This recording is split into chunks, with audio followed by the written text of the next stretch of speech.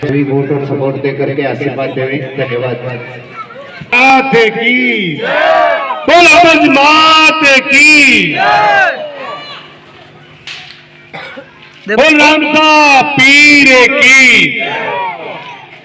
आज गवार की इस पावन भूमि पर मैंने मेरे जनसंपर्क अभियान की शुरुआत इस गवार की पावन भूमि से की है। इसका एक बहुत महत्वपूर्ण कारण है और आज का दिन विशेष तौर पे बहुत खास है। ये संयोग कहें या ये कहें कि प्रकृति का हमें सीधे तौर पर संदेश है।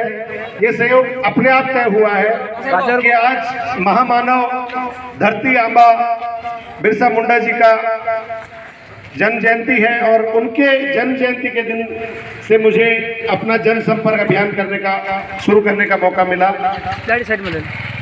गवार गांव मेरे लिए इसलिए महत्वपूर्ण है क्योंकि पहली बार मैं अगर कुंभलगढ़ की धरा पर पहली बार सामाजिक तौर पे कहीं आया तो गवार गांव में मैं पहली बार आया था। पगला जी बाबू जी के आशीर्वाद से आज मैंने अपना जनसंपर्क शुरू किया है। मैं पहली चीज, आप सब लोग 70-75 साल से आप सब लोग हर चुनाव में नेता आते हैं, भाषण देते हैं और आप लोग हमेशा भाषण सुनते हो, तालियां भी बजाते हो। मैं आज ना तो नेता के रूप में आपके बीच में आया हूँ, मैं एक बेटे के रूप में आपके बीच में आया हूँ और मैं भाषण देने नहीं, कुछ बुनियादी बातें करने आया हूँ। आपके बीच में एक संदेश देने आया हूँ कि हम लोग ये चुनाव किन बिंदुओं पर लड़ रहे हैं। कुंभलगढ़ में मैं बहुत अच्छे से जानता हूं कि कुंभलगढ़ की राजनीति में सबसे ज्यादा अगर उपयोग किसने किया है तो चारभुजा नाच का उपयोग करके यहाँ के लोगों ने राजनीति की है। लेकिन सच्चाई एक बार आप सोच के देखिए कि केवल चारभुजा नाच की जय बोलने वाले लोगों ने चारभुजा नाच की जय बोलकर उनके नाम पर वोट मांगे हैं, लेकिन चारभुजा नाच के जो भक्त हैं, जो हमारे आम जनता है, उसके लिए वास्तव में उन्होंने क्या किया है।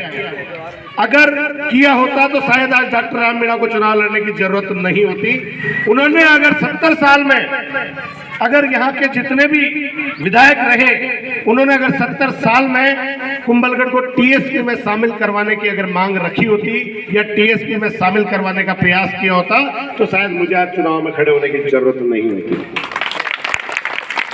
टीएसपी किसी एक समुदाय, एक जाति या एक विशेष लोगों के लिए नहीं है। टीएसपी अगर कुंभलगढ़ क्षेत्र टीएसपी में शामिल होता है तो यहाँ का जो पढ़ा लिखा नौजवान जो आज बेरोजगार है, जो पढ़ने लिखने वाले बच्चे हैं हमारे, और जितनी तमाम सुविधाएं यहाँ पर सरकारी नौकरियों को लेकर जो हमारा कंपटीशन दूसरे क्षेत्रों से है, अगर टीएसपी होता है तो हमें विशेष पोस्ट मिलती है। तो हमारा ये पूरा चुनाव जो है उसका एकमात्र नारा है और वो एकमात्र नारा है कि हम चुनाव इसलिए लड़ रहे हैं कि आपके आशीर्वाद से आपका बेटा डॉक्टर राम मीणा, आपके आशीर्वाद से आपके वोट की ताकत के दम पर चुनाव जीतकर जयपुर जाएगा।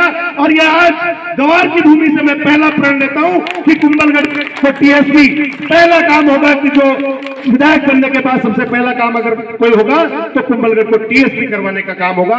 ये एकमात्र नारा है जिस नारे के दम पर मैं ना हेडपंप, नाली, नल, ये 70 साल में अगर इन्हीं चीजों के लिए हम मांग रहे हैं कि हेडपंप नहीं लग रहा, सड़क नहीं बन रही, तो सोच कर देखिए कि 70 साल के एमएलए ने क्या किया है। किसी की भी पार्टी के एमएलए रहे हो, 25 साल से यहाँ एक विधायक है, लेकिन क्या किया है उन्होंने कि आप अभी तक हम 70 साल में सड़क के लिए और लाइट के लिए और पानी के लिए लड़ रहे हैं। लेकिन अगर कुंभलगढ़ टीएसपी हो जाता है तो ये सारी जो समस्या है इनके लिए विशेष तौर पर अलग से सरकार पैसा देती है और ये छोटी छोटी समस्या हमारी वैसे ही खत्म हो जाती है। तो सबसे पहला जो मुद्दा हमारा है वो है कुंभलगढ़ को टीएसपी में शामिल करवाना। और दूसरा जो विशेष तौर पर यहाँ पर टाइगर रिजर्व की जो बात है, मैं साफ तौर पर स्पष्ट तौर पर कह देना चाहता हूं कि चाहे कुछ भी हो जाए, आज ये मेरा संदेश आप लोग हर एक व्यक्ति तक पहुंचाए कि चाहे कुछ भी हो जाए, अगर कुंभलगढ़ टाइगर रिजर्व बनेगा तो डॉक्टर राम मीणा की लाश के ऊपर बनेगा, नहीं तो नहीं बन सकता। ये टाइगर रिजर्व में के नाम पर आप कहते हैं कि टाइगर रिजर्व होने से पर्यटन बढ़ेगा। भैया एक बार जाके पूछिए रणथंभौर टाइगर रिजर्व के गांव के लोगों से कि उनको टाइगर रिजर्व होने से कितना फायदा हुआ। उनके खेत खलियान लूट गए, रहने के ठिकाने नहीं, खाने के लिए जो 2 वक्त के रोटी के लिए अनाज टका लेते थे अपने खेतों में पैदा करते थे, आज वो खेत छीन लिए गए और विस्थापन के नाम पर कहीं रहने की जगह तक आज तक उनको उपलब्ध नहीं हो पाई। अगर टाइगर रिजर्व के नाम पर पर्यटन का फायदा होता है तो ये जो 5 स्टार होटल वाले हैं सिर्फ उनको होता है, आम जनता को किसी तरह का कोई फायदा नहीं होता है। इसलिए हम टाइगर रिजर्व के बिल्कुल विरोध में हैं और हर हाल में टाइगर रिजर्व रद्द करवा कर रहेंगे। इस चीज का हमारा प्रण है। और आप पर्यटन बढ़ाना ही चाहते हैं तो हम यहाँ इस क्षेत्र को रूरल टूरिज्म, ग्रामीण पर्यटन, शायद बहुत कम लोगों ने इस बारे में सुना होगा।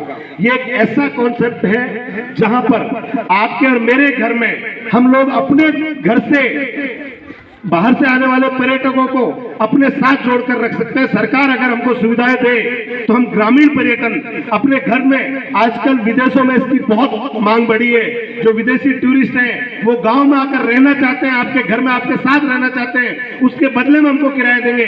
लेकिन यहाँ के नेता इस तरह की बात नहीं करते। क्यों नहीं करते?